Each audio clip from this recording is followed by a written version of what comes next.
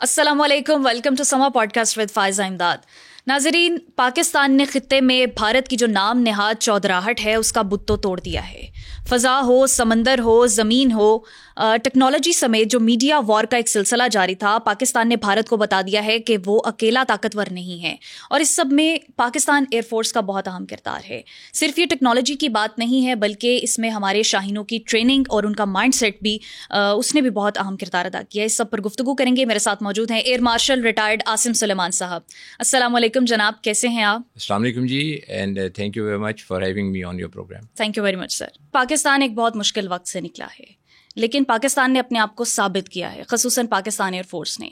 मैं आपसे जानना चाहूँगी कि ये तैयारों की जंग तो थी, लेकिन बहुत हद तक ये साइबर वॉरफेयर, पाकिस्तान ने ये इतना बड़ा अटैक किया है, आप क्या समझते हैं कि ये इंडिया इसके लिए तैयार था? उसने सोच रखा था कि ऐसा होगा? जी, सबसे पहले तो मैं आपको ये बताना चाहूँगा कि पाकिस्तान एयरफोर्स जो है, इसके अंदर 3 मेजर कंपोनेंट्स हैं। एक इसकी लीडरशिप जी, एक इसकी इक्विपमेंट और टेक्नोलॉजी, और तीसरी ट्रेनिंग। जब हमारे पहले पाकिस्तानी एयर चीफ जो थे, एयर मार्शल असगर ख़ान जी, उन्होंने इस पाकिस्तान एयरफोर्स को डेवलप करने में बहुत अहम किरदार अदा किया। No doubt. और उसके बाद तब से लेके अब तक जितने हमारे सक्सेसिव चीफ्स रहे हैं, उन्होंने बहुत मेजर रोल प्ले किया एयरफोर्स को डेवलप करने के लिए। और ये जो अभी हमारे चीफ हैं, air chief marshal Babar Sidhu, इन्होंने तो एयरफोर्स के अंदर जो अभी टेक्नोलॉजिकल चेंजेस लाए हैं, उसकी वजह से एयरफोर्स का जो है एक नया डायमेंशन उभर के सामने आया, और वो नेक्स्ट जनरेशन एयरफोर्स के नाम से है कि जी अब जो एयरफोर्स उन्होंने खड़ी की है वो नेक्स्ट जनरेशन एयरफोर्स है। इसमें कोई शक नहीं कि जो पिछले हमारे चीफ थे उन्होंने बहुत अहम किरदार अदा किया और उनकी बड़ी कंट्रीब्यूशन है। लेकिन to change the course and to modernise air force, जो कि हम आगे चल के भी बात करेंगे, इनका बहुत अहम किरदार रहा है। फिर आती है जी आपकी जो टेक्नोलॉजी है, जो आपके पास सिस्टम्स हैं, वो कैसे हैं। तो हमारी हमेशा से एज रही इंडियन एयरफोर्स के ऊपर कि जिस तरह के उनके पास सिस्टम्स थे, हमेशा से हमारे पास उससे थोड़ा सा नॉच और 2 नॉच हायर जो इक्विपमेंट था वो अवेलेबल हुआ करता था। अच्छा। और फिर जब आपके पास इक्विपमेंट हो, अच्छी लीडरशिप हो, तो फिर उसको वो ट्रांसलेट करती है एक अच्छी ट्रेनिंग के अंदर। जब तक आपका पायलट या आपकी जो एयर क्रूज़ हैं, ग्राउंड क्रूज़ हैं, जब तक वो ट्रेन नहीं होंगे उस लाइन के ऊपर कि वो डिलीवर कर सकें, तो तब तक ये पिछली दोनों चीज़ें बेकार हो जाएंगी। हाँ जी, वो बिल्कुल उसका कोई फ़ायदा नहीं होगा। और उन दोनों चीज़ों का फ़ायदा ये है कि जब आप ट्रेनिंग कर लेते हैं तो आप एक पोटेंट फोर्स बन जाते हैं। तो ये एक बहुत बड़ा प्लस है एयरफोर्स का कि एयरफोर्स जो है बहुत अच्छी फाउंडेशन के ऊपर जो है खड़ी की गई, और उस फाउंडेशन को मजबूत रखते हुए इन्होंने ये किया कि पाकिस्तान एयरफोर्स को ऐसे मुकाम पे पहुंचा दिया जहां पे वो अपना रोल खुश उसलूबी से अदा करें और दुश्मन के दांत खट्टे करें। सो ये है जी बैकग्राउंड एयरफोर्स की कि एयरफोर्स कैसे डेवलप हुई पाकिस्तान एयरफोर्स, और पाकिस्तान एयरफोर्स के अंदर आज जो इतनी क्वालिटीज़ हैं वो किस वजह से हैं। आपकी टेक्नोलॉजी, आपका सिस्टम, आपकी लीडरशिप, आपकी ट्रेनिंग, और वो और फिर ट्रेनिंग जो है उसके अलावा जो हमारी मॉडर्नाइजेशन प्रोसेस है वो जो है रेगुलर बेसिस के ऊपर अपडेट होता रहा। और उसके अपडेट होने का फ़ायदा ये हुआ कि आज हम मॉडर्नाइजेशन के पॉइंट ऑफ व्यू से एक बहुत अच्छे मुकाम पे हैं। और हमेशा से इंडियंस, क्योंकि वो अपने तो प्रोपेगेंडे के अंदर लगे रहते हैं कि जी हम बेहतर हैं, तो ये एक्शंस जो हैं they are the ones actually जिसकी वजह से आज हम इस मुकाम पे हैं कि हमने जो है मुंह तोड़ जवाब दिया इंडियंस का। और फिर आपने बात की टेक्नोलॉजीज़ की, जिस तरह आपने साइबर का जिक्र किया। देखिए اب جو ماڈرن ایئر فورس ہے نا یہ ملٹی ڈومین ایئر فورس ہے. ملٹی ڈومین ایئر فورس کا مطلب یہ ہے کہ آپ کے پاس کون سی ایسے ہتھیار ہیں جو آپ کو بوسٹ دیتے ہیں اینیمی کے اوپر. آپ کے ایئر فورس کے اندر عاصم صاحب ہمارے پاس جو ہتھیار ہیں اس پر میں بعد میں ذکر کرنا چاہوں گی. 3 دن جو ہے وہ بھارت نے بڑی مذموم کوشش کی ہمیں پریشان کرنے کی. اس کے بعد 3 گھنٹے 45 منٹ میں ہم نے جواب دے دیا بھارت کو, جیسا کہ ابھی ذکر ہوا کہ action speaks louder than words. تو یہ ادھم پور میں جب مودی S-400 کے آگے کھڑا ہو کر تو اترا رہا تھا کہ ہمارا ڈیفنس سسٹم تو نہیں خراب کر سکا پاکستان, یہ S-400 ہوتا کیا ہے اور اتنا گھمنڈ کیوں ہے مودی کو اس کے اوپر؟ جی S-400 جو ہے وہ بہت اچھے ایئر ڈیفنس سسٹمز میں ہے, اور جب انہوں نے انڈین نے لیا تھا تو انہوں نے یہ کہا تھا کہ جی ہمارے پاس ایسا سسٹم آ گیا کہ اب آپ ہماری ایئر اسپیس کو پینیٹریٹ نہیں کر سکیں گے, اور یہ سسٹم ڈٹر کرے گا کسی قسم کی بھی ایگریشن جو ہماری طرف ہوگی. اچھا, اب کہنے کو تو بہت اچھا سسٹم ہے, لیکن ایک چیز یاد رکھیں کہ ہر سسٹم کی لمیٹیشن ہوتی ہے. بالکل. اور اس لمیٹیشن کو ایکسپلائٹ کرنا جو ہے وہ ایڈورسری کا کام ہوتا ہے, اور وہ ہمارا کام تھا کہ ہم S-400 کی جو ویکنیسز ہیں اس کو پہلے تو ایکسپلائٹ کریں. دوسری بات یہ ہے کہ ہمارے پاس ایسے ویپنز تھے جس سے ہم اس کو تباہ بھی کرنے کے قابل تھے, تو ہم نے ان کا سسٹم بھی تباہ کیا. کس طرح سے ہم نے ان کا سسٹم ڈیمیج کیا؟ یہ ہمارے پاس جو یہ والا سسٹم ہے یہ ایکچولی اس کو آپ 2 طریقے سے ڈیمیج کر سکتے ہیں یا اس کو ناکارہ بنا سکتے ہیں. پہلے تو یہ ہے کہ آپ اس کو کائنیٹک مین سے کریں, اس کا مطلب یہ ہے کہ ڈسٹرکشن کریں. اور نان کائنیٹک یہ ہے کہ جی آپ اس کو الیکٹرانک وارفیئر اور سائبر کیپیبلٹیز کو استعمال کرتے ہوئے آپ اس کو جیم کر دیں. تو ہم نے ان کا جو سسٹم ہے اس کو اٹیک کیا, اور اس کو اٹیک کرنے سے جو ہمارے میسائل سے ہم نے میسائل سے ان کو تباہ کیا, اور اس کی وجہ سے یہ سسٹم جو ہے ناکارہ بنا دیا گیا. اب آپ جس طرح کہہ رہی ہیں کہ جی مودی صاحب کہتے ہیں کہ جی یہاں پہ تو کچھ بھی نہیں ہوا. دیکھیں یہ جو سسٹم ہے اس کے اندر 2-3 میجر کمپوننٹس ہوتے ہیں. جو سب سے مین کمپوننٹ ہوتا ہے نا وہ اس کا ریڈار ہوتا ہے, وہ جو اس کا برین سینٹر ہوتا ہے. اگر آپ اس کا برین سینٹر تباہ کر دیں تو جو اس کے میسائلز ہیں وہ کسی کام کے نہیں ہیں.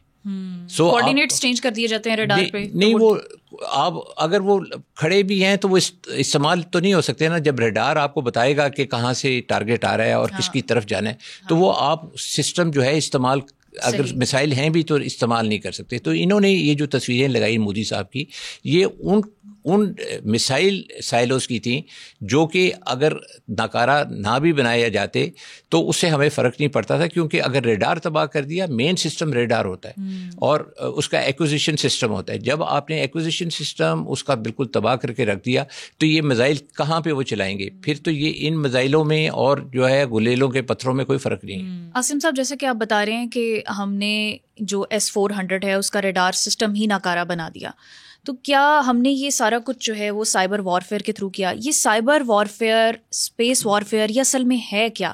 اس کا میکانزم کیا ہوتا ہے؟ دیکھیں جی, پہلی تو چیز یہ ہے کہ سائبر وارفیئر جو ہے یہ میڈیا میں بھی لوگوں کی اس کے اوپر کمنٹس آئے کہ جی ہم نے یہ امپورٹ کیا یا ہمیں دیا گیا.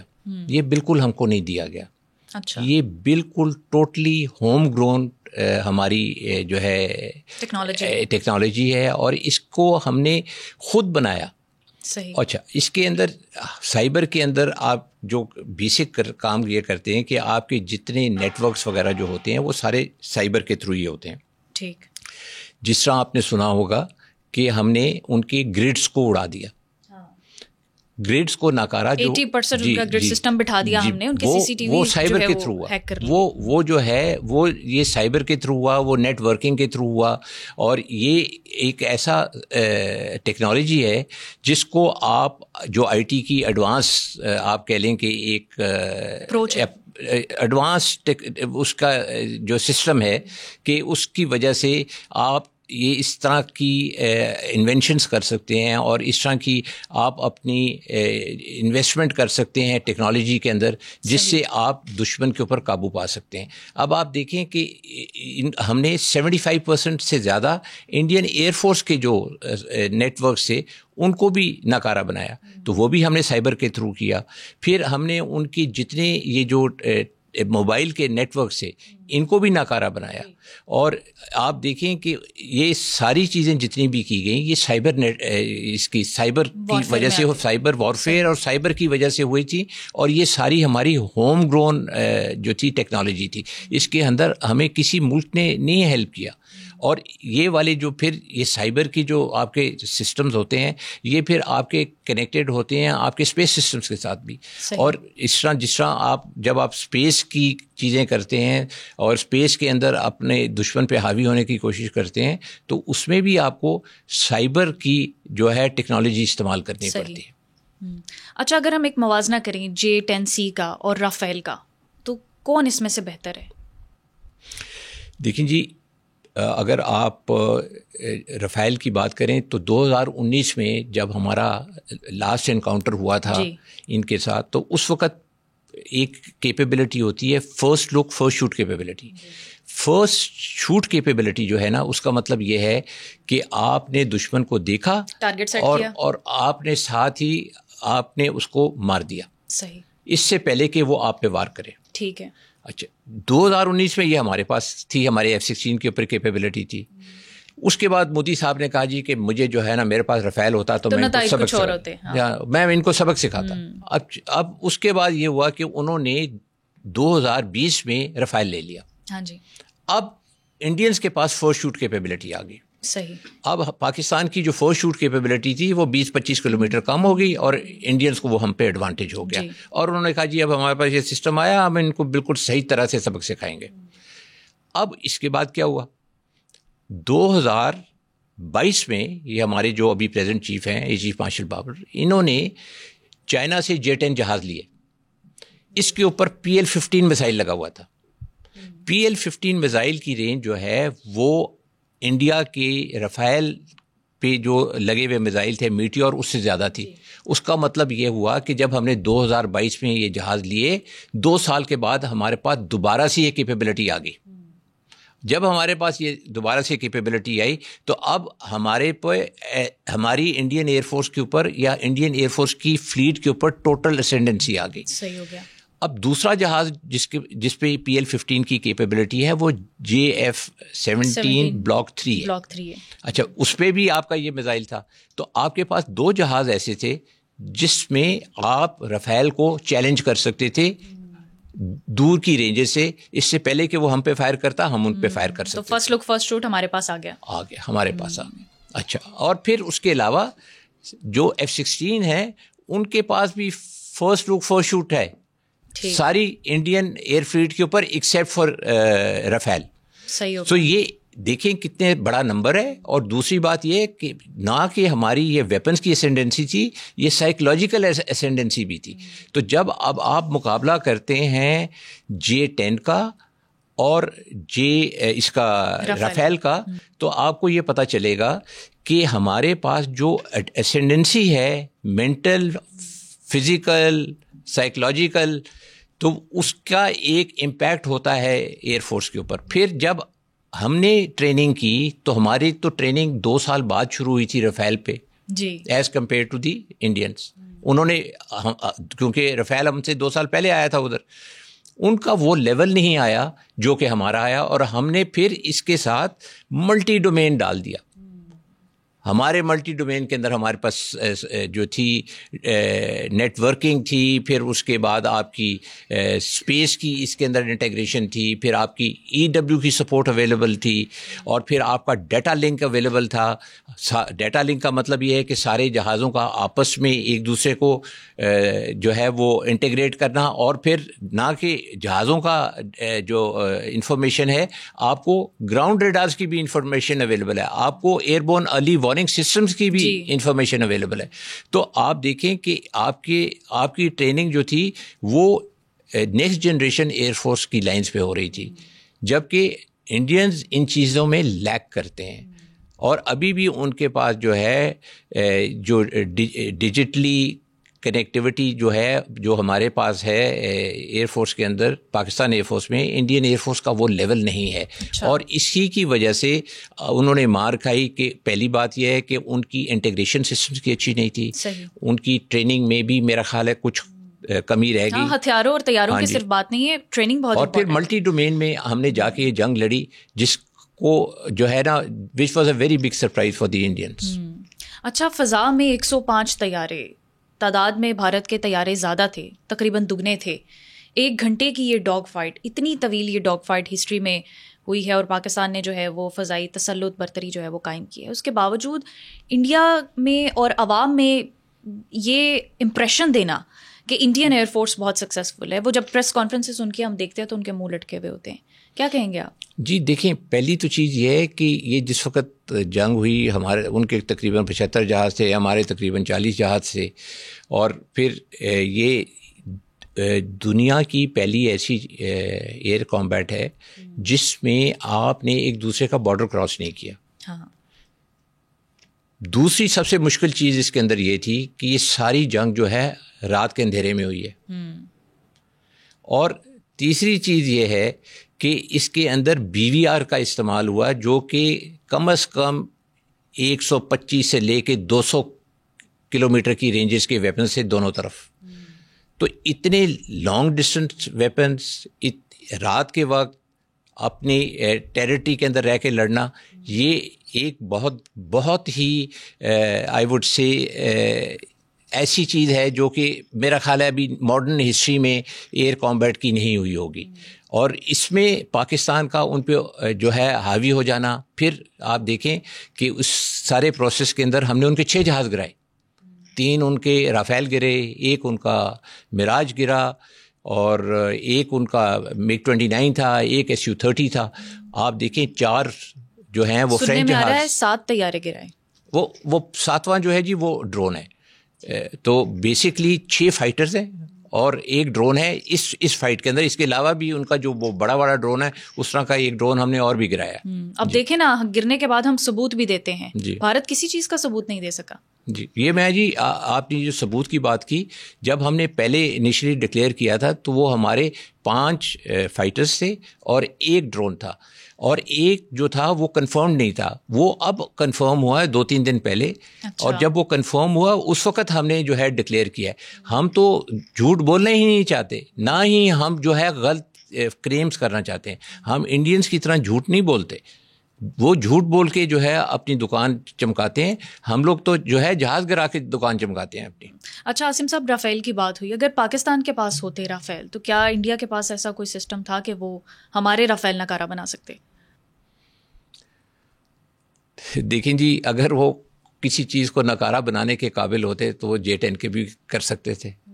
تو جب ان کے پاس یہ کیپیبلٹی ہی نہیں تھی, اگر ان کے پاس تھی بھی تو اتنی معمولی اور چھوٹی نوعیت کی تھی کہ اس سے وہ کوئی ہمیں خاطر خواہ قسم کا نقصان تو نہیں پہنچا سکے. اور آپ دیکھ لیں کہ 1 گھنٹے کی جنگ کے اندر یہ جو سارا کچھ ہوا, 6 جہاز جو ہے ٹو لوز 6 ایئرکرافٹ, یہ بہت بڑا فیٹ ہے جی. فیدر ان پاکستان ایئر فورس کیپ, اور ایک جو ہے بہت ہی زیادہ ذلت امیز قسم کی شکست ہے انڈین ایئر فورس کو. بالکل. اچھا, جو حشر ہم نے ان کے رافیل کا کیا ہے, آپ کو لگتا ہے کہ اب کوئی اور ملک انہیں ہتھیار دے گا, طیارے دے گا؟ جی ابھی تو میرا خیال ہے وہ سارے لوگ جنہوں نے ان کو سسٹم دیے ہیں وہ بھی کوشش یہ کر رہے ہیں کہ کہیں ہمارا نام نہ آ جائے کہ جی یہ جو ہے ہم بھی اس لسٹ میں آ جائیں جہاں پہ نقصان اٹھایا انڈینز نے, اور ساری دنیا جو ہے ہم سے سسٹمز لینا چھوڑ دے. بٹ یہ ہے کہ definitely I am sure market کے اندر انڈینز کی credibility as a professional force تو بہت زیادہ گری ہے, اور لوگ سوچیں گے. دیکھیں جی, سب سے امپورٹنٹ چیز جو ہے نا وہ یہ ہے کہ انڈینز کے اندر ایک ایروگینس تھی, اور وہ ایروگینس یہ تھی کہ انہوں نے نا کبھی کوئی فائٹر نہیں خریدا امریکہ سے جی آج تک. دے ہیو ناٹ باٹ, اور امریکنز نے ان کو دینے کی بڑی کوشش کی. اور ابھی بھی مودی صاحب جو ہیں وہ انہوں نے زبردستی ان کو, مودی صاحب کہہ رہا ہوں, ٹرمپ صاحب نے ان کو F-35 دینے کے لیے زبردستی کہا ہے کہ آپ یہ لے لیں, اور یہ آپ کے لیے بہتر ہوگا. جب یہ ابھی اتنا گھبراتے کیوں ہیں فائٹر جیٹس اڑانے سے انڈین پائلٹس؟ فائٹر جیٹ تو نہیں جی, مطلب امریکن سسٹم یہ اوائڈ کرتے رہے ہیں. آپ دیکھیں ان کے سمجھ میں نہیں آتا. میرا تو خیال ہے کہ نہیں سمجھ ہے ان کی, لیکن پتہ نہیں اس کے پیچھے کیا ان کی تھیری ہے کہ to avoid American systems. Otherwise آپ دیکھیں دنیا کا ہر اچھا سسٹم جو ہے وہ امریکن جو ہے وہ انڈینز کے پاس ہے. سب سے اچھے ٹرانسپورٹ ایئر کرافٹ ان کے پاس ہیں, سب سے اچھے ہیلی کاپٹرز ان کے پاس ہیں, سب سے اچھے جو ہیں یو اے ویز جو ہیں وہ ان کے پاس ہیں. تو آپ دیکھیں کہ ہر چیز تو انہوں نے امریکن لی ہوئی ہے, لیکن انہوں نے فائٹر نہیں لیا تھا.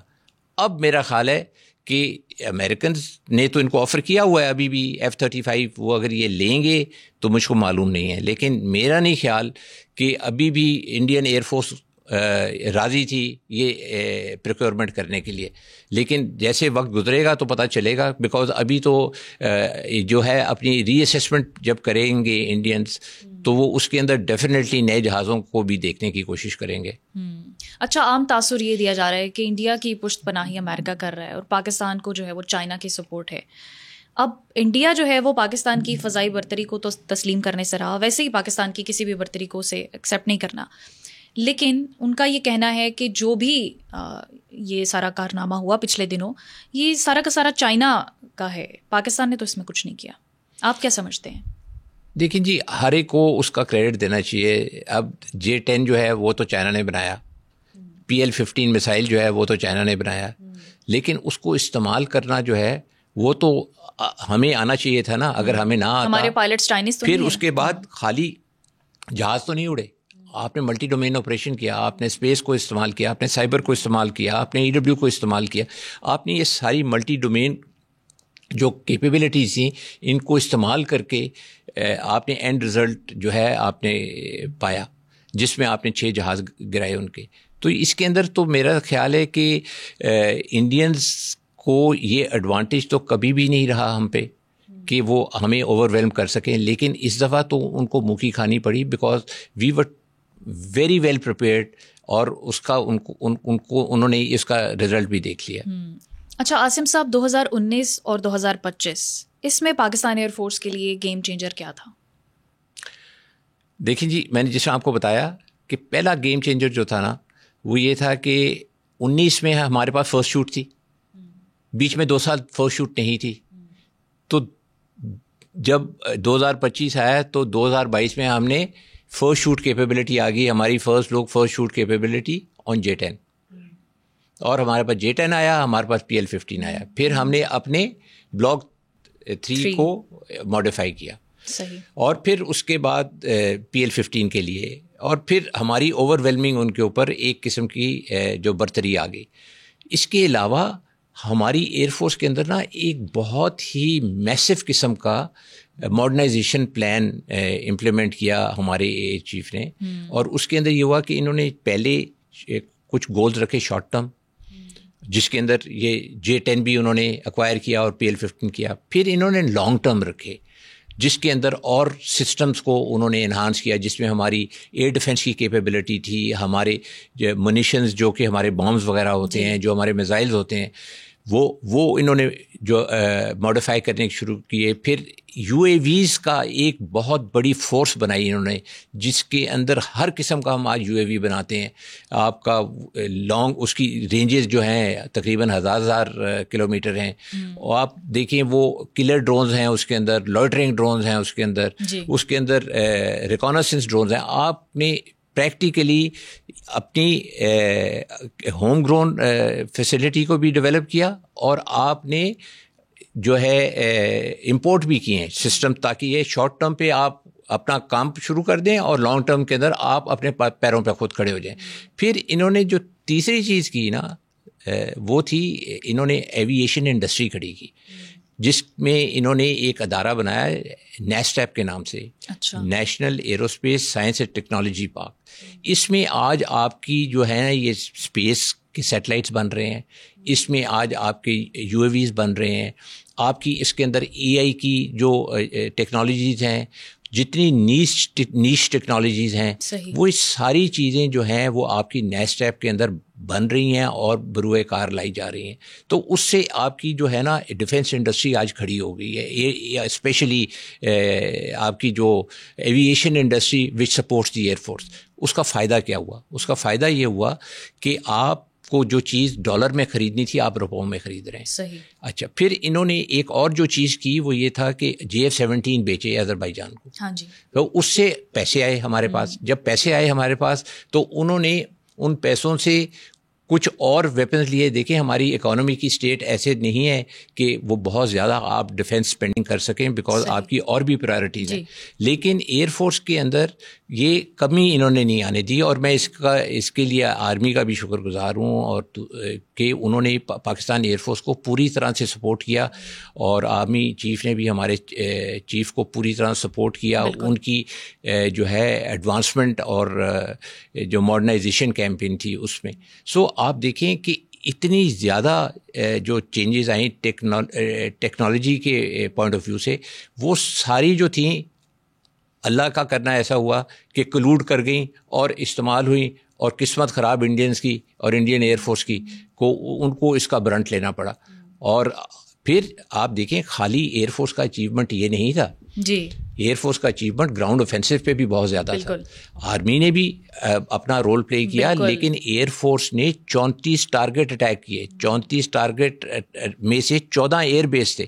14 ایئر بیس 4-5 دن کی جنگ کے اندر جو ہے یہ ایک بہت بڑا ہدف ہے. لیکن ہم نے تو اگر آپ دیکھیں تو یہ جو اٹیک کا ٹائم تھا یہ تقریباً 4 گھنٹے تھا. 4 گھنٹے میں ہم نے جتنی ڈسٹرکشن کی اور جتنا ٹنیج ہم نے ان کے اوپر پھینکا وہ جنگوں میں اتنا جو ہے وہ ایئر نہیں ہوتا جو ہے ایریل بیٹلز کے اندر جتنا ہم نے ڈسپینس کیا.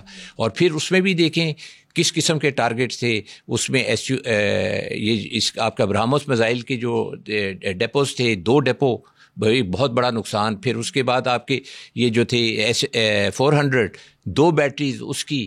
اور آپ کوئی نیم اینی تھنگ جو کہ چھوڑی ہو انہوں نے. اور میرا خیال ہے کہ it was a massive air campaign which was launch. اور یہ بھی کس طرح یہ اچیو ہوا یہ سارا بھی اسی طرح اچیو ہوا. پھر ہماری جو ہے سائبر وارفیئر اس کے ساتھ ملی, پھر ہماری الیکٹرانک وارفیئر ملی, پھر ہماری ڈرون ٹیکنالوجی اس کے ساتھ آئی. اور پھر ایک اور چیز میں آپ کو بتاؤں کہ جی جو ہم پہ اٹیکس ہوئے ڈرونز کے اوپر اور جو ہم نے ان کے اتنے سارے ڈرونز اس طرف آ رہی تھی. عاصم صاحب آپ نے بڑا تفصیل سے بیان کیا کہ یہ کوئی بس 1-2 دنوں کی بات نہیں تھی. ہماری پچھلے ایک بہت عرصے سے ہماری تیاری تھی اور ہم نے ہر فیلڈ میں جو ہے وہ اپنے آپ کو مینٹلی پریپیئر کیا اس سب کے لیے. لیکن ایک عام تاثر یہ دیا جا رہا ہے کہ جو اٹیکس انڈیا کی طرف سے ہوئے ہم ان کو اس وقت کیوں نہیں روک پائے. دیکھیں جی پاکستان کا ایئر ڈیفینس سسٹم اس وقت ایکٹیو تھا تو ہم کیوں نہیں ان کو ٹارگٹ کر پائے. ساری جب جنگ ہوتی ہے نا تو یہ ایک چیز یاد رکھیں کہ کہیں نہ کہیں سے پینیٹریشن ضرور ہوتی ہے. بالکل آپ کوئی شیشہ پلائی دیوار بنا کے بارڈر کے اوپر نہیں کھڑے ہو جاتے کہ جی یہاں سے کوئی چیز گزر ہی نہیں سکتی, جو لگے گی اس دیوار میں لگے گی اور ادھر ہی گر جائے گی. سو آپ کی جو ہوتی ہیں دیر آر پلیسز جہاں پہ آپ کی پینیٹریشنز ہو سکتی ہیں. تو یہ کوئی بڑی بات نہیں ہے کہ آپ کے کچھ میسائلز یا کچھ ڈرونز جو ہیں وہ پینیٹریٹ کر جاتے ہیں. لیکن اس میں بھی ٹائپس ہیں جیسے ہارڈ کل ہے, سافٹ کل ہے. جی پہلی چیز تو یہ ہے کہ کیا آپ نے ان کو دیکھا. ٹھیک ہے, پہلی چیز آپ یہ دیکھتے ہیں کہ آپ نے ان کو دیکھا. تو آپ کو یہ میں وثوق سے کہہ سکتا ہوں کہ 90% سے زیادہ جتنے بھی ہماری طرف پروجیکٹائلز آئے اکراس دا بارڈر سے وہ پک ہوئے تھے. اوکے 90 بھی شاید میں کم ہی بتا رہا ہوں, اس سے زیادہ بھی ہو سکتے ہیں. لیکن چونکہ میرے پاس ایکچوئل آفیشیل فگرز نہیں ہیں تو میں نہیں کہہ سکتا. لیکن اس کے اندر آپ یہ سمجھ لیں کہ 90% سے زیادہ جو پروجیکٹائل آئے وہ پک ہوئے. اب اس کے اندر جتنوں کو بھی ہم انٹرسیپٹ کر سکتے تھے 2 طریقوں سے, کائنیٹک اور نان کائنیٹک سے, وہ ہم نے کیا.